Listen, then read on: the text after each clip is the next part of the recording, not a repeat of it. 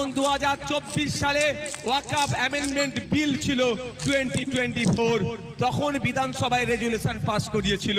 যখন আইনে পরিণত হলো তখন আর কিন্তু বিধানসভায় এটা নিয়ে চর্চা করছে না।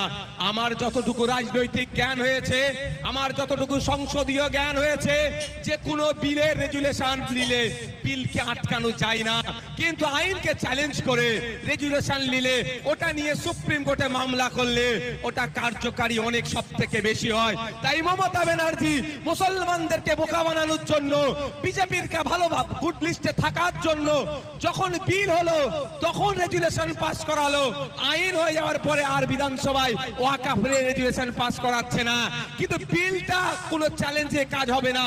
যখন আইন হয়েছে যদি রেজুলেশন পাস করায়, সেই রেজুলেশনটা সুপ্রিম কোর্টে গেলে এই আইনটা ধাক্কা খেতে কি গো পারে। আর ধাক্কা খেলে কার অসুবিধা হবে? কার হবে?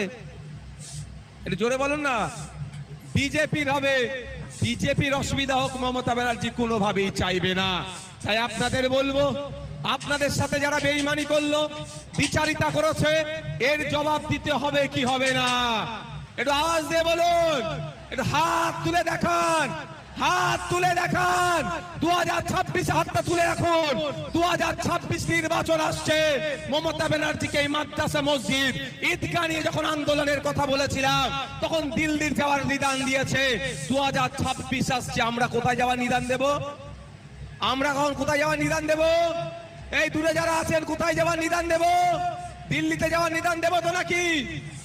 আমরা যখন মাদ্রাসা বাঁচানোর কথা ভাবছিলাম, মসজিদ বাঁচানোর কথা ভাবছিলাম, আপনারা এখানটা এত ভিড় করে আছেন।